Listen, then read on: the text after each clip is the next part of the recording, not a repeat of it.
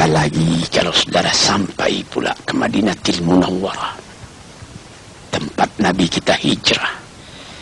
10 tahun beliau tinggal di sana, berjuang siang malam menegakkan tauhid, memperkuat irfan, pengenalan dengan Allah. Tuan-tuan yang terhormat, apabila tuan masuk ke dalam masjid Madinah itu, selesai sembahyang, tuan pergi ke Raudah. Mula-mula tuan sembahyang di Raudah yang dikatakan oleh Nabi, inna ma baina qabri wa mimbari raudatu min riyadil jannah. Di antara kuburku dan mimbarku ada suatu taman yang indah, taman surga katanya. Orang berkerumun sembahyang ke sana.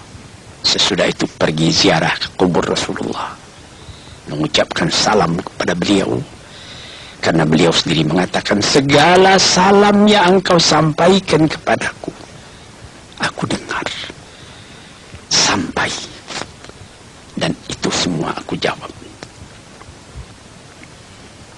Tuan-tuan yang terhormat, inilah yang dinamakan di dalam ilmu tasawuf dzauq, perasaan dalam kehidupan ini. Di samping akal, di samping iradah, kemauan, ada lagi namanya atifah, perasaan. Perasaan inilah yang kita didik dengan segala ibadat yang kita kerjakan, seperti tahajud tengah malam atau ketika naik haji tadi. Tuan-tuan, saudara-saudaraku yang kuhormati, kita pun tahu bagaimana banyaknya yang harus kita kerjakan, syarat-syarat yang mesti kita penuhi. Mula-mula menyetor uang kepada bank. Sesudah kita mendapat keinginan buat pergi di store ONH, ongkos naik haji, menunggu bulannya, menunggu waktunya. Kita naik kapal terbang atau naik kapal api. Biasa kebanyakan sekarang ini kapal terbang. Dahulu dengan kapal haji 14 hari pergi, 14 hari pulang, 28 hari. Di sana kita agak 3 bulan, sekarang lebih cepat. Ke sana kita paling banyak 10 jam, pulang 10 jam, 20 jam. Di sana pun agak 40 hari atau kurang lagi. Tetapi saya juga pernah melihat kawan saya. Dia datang dengan kapal terbang ke Mekah. Selesai dia mengerjakan haji, tiba-tiba sudah lekas mesti pulang. Menangis dia. Yang lebih menjadikan kita punya air mata titik lagi waktu tawaf wada, mengerjakan tawaf selamat tinggal, selamat berpisah dengan Ka'bah itu sendiri. Sehingga ada orang yang berjalan menghadap terus ke Ka'bah walaupun dia akan keluar. Tiba di pintu akan keluar dari masjid itu, titik air mata yang minta kepada Tuhan, beri aku kesempatan lagi ya Allah buat datang ke tempat ini. Saya sendiri pun pernah waktu asar saya masuk ke masjid Madinah. Sesudah tahiyatul masjid 2 rakaat, saya duduk. Di sebelah kiri saya kubur Rasulullah. Saya berkata seorang diri, tidak didengar oleh orang lain, tapi didengar oleh semangat saya sendiri. Ya Rasulullah, saya katakan, yang berada di sebelah kiri saya sekarang ini, barangkali waktu engkau hidup, engkau sendiri tidak menyangka bahwa ke tempat saya yang jauh, ke tanah Sirah, Sungai Batang meninjau di tepi danau, di Pulau Sumatera. Di sana berdiri masjid-masjid. Besarnya menurut kebesaran atau kekecilan penduduk di tempat itu. Dari seberang ke seberang danau kedengaran azan memanggil buat sembahyang. Kesana agama ini telah pun masuk, ya Rasulullah. Kami telah datang kemari.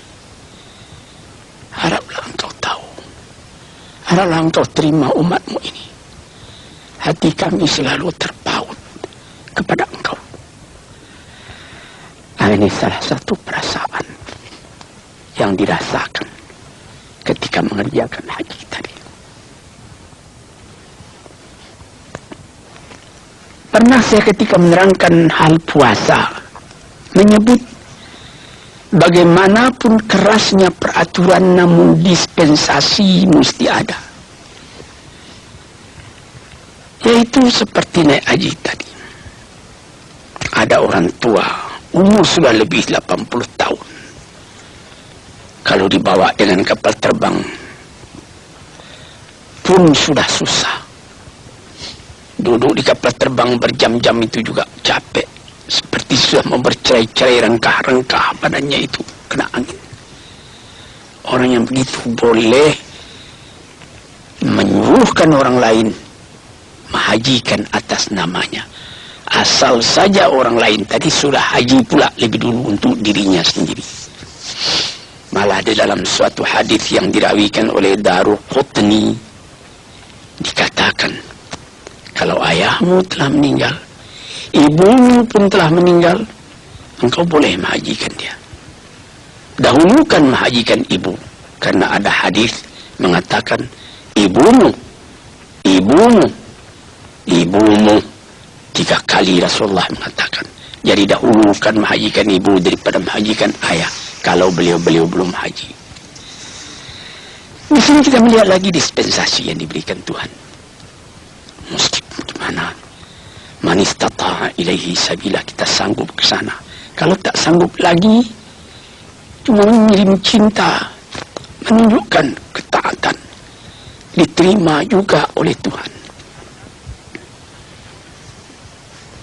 Para pendengar yang terhormat, para pendengar yang saya cintai, ini menjadi rukun yang kelima daripada kita mengerjakan agama.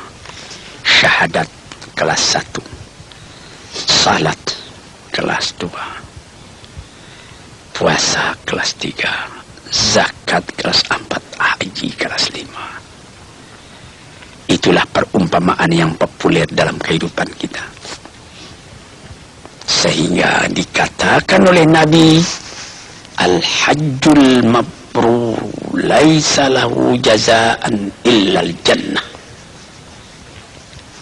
Laisa lahu jazaun illal jannah. Haji yang mabrur itu, haji yang diterima oleh Allah itu, tidak ada pahala yang lain kecuali surga. Tuan-tuan bisa menimbang sendiri, apakah ujiannya haji yang mabrur itu? Haji yang mabrur itu terasa kalau kita pulang dari sana. Hati itu terus terpaut juga ke sana. Ka'bah berdiri di Mekah, tetapi setelah kita naik haji, dia berdiri dalam hati kita. Dia berdiri di dalam ingatan kita. Dia terbayang terus seakan-akan di hadapan kita. Terbayangnya Ka'bah tadi memperingati pula, memberi pula ingatan kepada kehidupan kita. Akan hidup dengan tujuan yang tetap sampai bercerai nyawa dengan badan, bertali dengan Ka'bah. Menyembah kepada Allah, menghadapkan muka kepada kiblat. Sehingga sampai di negeri sendiri berubah hidup kita sendiri daripada yang kurang baik kepada yang lebih baik. Ini tanda daripada haji yang